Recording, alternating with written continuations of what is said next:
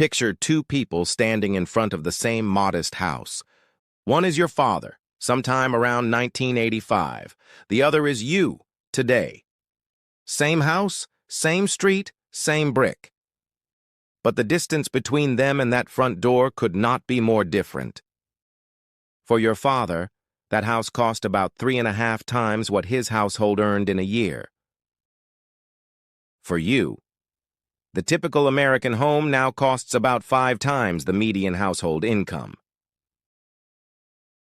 That gap, that quiet, widening gap between what people earn and what shelter costs, is the story we're going to tell today. And it's not a story about one bad year or one interest rate hike. It's a story about half a century. So let's walk through it, carefully, with the numbers. Let's start with a simple comparison, because the raw figures are striking on their own. In 1985, the median American home cost about $82,800. The median household earned roughly $23,600 a year. That's a price-to-income ratio of about 3.5. Now fast forward to 2025. The median home, around $417,000. The median household earns roughly $83,000. That ratio, 5-to-1. But here's where it gets interesting, and where I want to be honest with you, because the story is more complicated than everything got worse. Mortgage rates in 1985 were brutal, around 12%. Today they're closer to 7%. So if you had the same sized down payment, the monthly payment as a share of income was actually a little higher back then, because borrowing money cost so much more. So why does buying a home feel so much harder now? Why does it feel impossible? When on paper, the monthly math is roughly comparable. The answer is the part the monthly payment hides: the down payment. When a home costs 5 times your income instead of 3.5, the lump sum you need just to walk in the door balloons. You're not saving a slice of 1 year's salary anymore. You're saving for a mountain. And you're climbing it while rent eats 1/3 of every paycheck. That's the trap. High prices don't just raise the monthly bill. They raise the wall you have to climb before you can even start. Now let's zoom out, because this didn't happen overnight. Let's go to the rental market. Go back to the 1960s. Renting in America was relatively affordable. About a quarter of renters were what we'd call cost-burdened, spending more than 30% of their income on housing. Severe burdens, handing over more than half your income to rent, those were rare. Then came the 1970s. Researchers point to that decade as the moment the floor gave way. Inflation outpaced wages, inequality widened, new apartment construction slowed sharply. By 1980, the renter cost burden rate had jumped to 35%. And it kept creeping. By the time the Great Recession hit in 2008, nearly half of all American renters were cost-burdened, a quarter, severely, more than half of everything they earned, just to keep a roof overhead. Here's the comparison that stops me cold.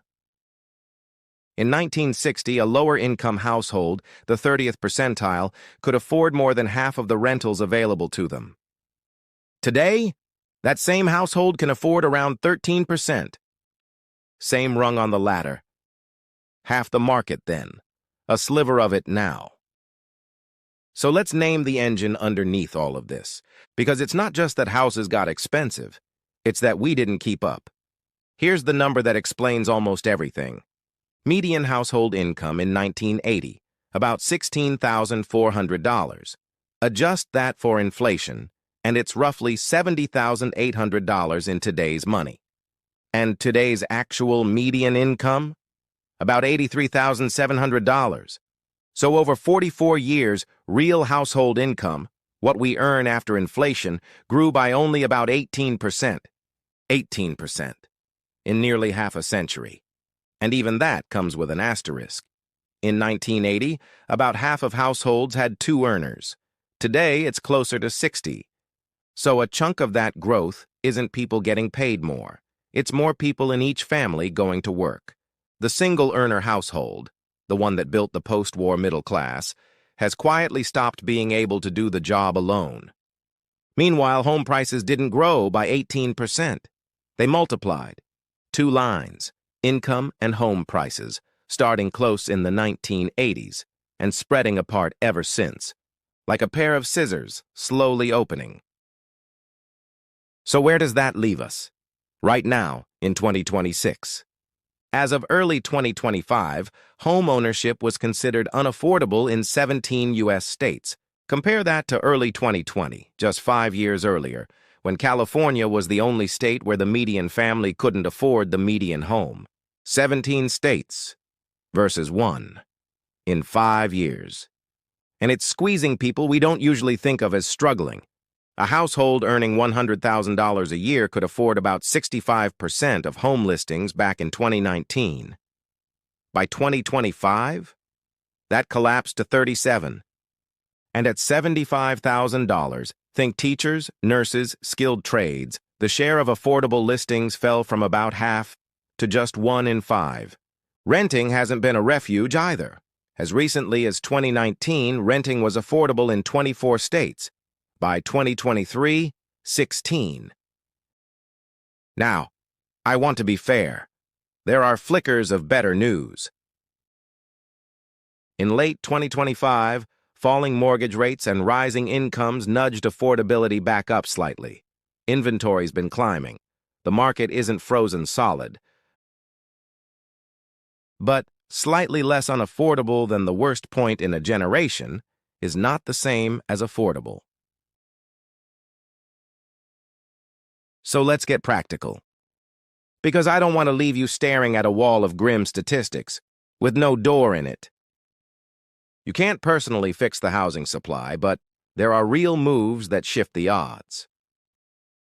First, look where the math actually works. This crisis is wildly regional. In late 2025, the Midwest stayed the most affordable region in the country. The West, the least. Homes in parts of Ohio cost a fraction of what they cost in California. And remote and hybrid work have made geography more negotiable than it's ever been. So sometimes, the answer isn't earning more. It's moving to where the income you already have buys a life. Second, attack the down payment, not just the price. The wall is the lump sum. Look into first-time buyer programs, state and local down payment assistance, lower down payment loan options. Yes, they cost a bit more each month through insurance. But they can shrink the years you spend locked out entirely. Third, be ruthless about the 30% line. That benchmark, keeping housing under 30% of your income, exists for a reason. Cross it, and that's where financial stress starts to bite into everything else. Food, healthcare, savings. So if a home or apartment pushes you well past it, that's not a stretch. That's a warning. Fourth, treat housing as a household design decision, not just a purchase. Pooling income with a partner, a roommate, family, is, statistically, how a lot of people are actually clearing the bar now. And there's no shame in it. The single-earner dream didn't vanish because people failed. It vanished because the math changed. And fifth, vote. Pay attention locally. This is the uncomfortable one. The root cause here is partly that we stopped building enough homes, decade after decade. And the decisions that change that, zoning, permitting, new construction, happen at city council meetings most of us never attend. The shortage was built slowly, through 1,000 small no's. It only gets fixed the same way. Let's go back to those two people, standing in front of that same house. Your father wasn't smarter than you. He didn't work harder. He just arrived at the front door at a moment when the door was simply closer. The ratio was kinder. The wall was lower. And understanding that, it isn't about resentment. It's about clarity. Because once you see the gap for what it really is, a long, slow, structural drift and not a personal failing, you stop blaming yourself for not clearing a bar that quietly kept rising. The house got away from a lot of us. But knowing how and why, and where the math still works, that's how you stop chasing it blindly and start choosing your moves on purpose. That's the whole point of Finance Physio. Taking the big, overwhelming money questions and breaking them down until they actually make sense. So if this helped, subscribe.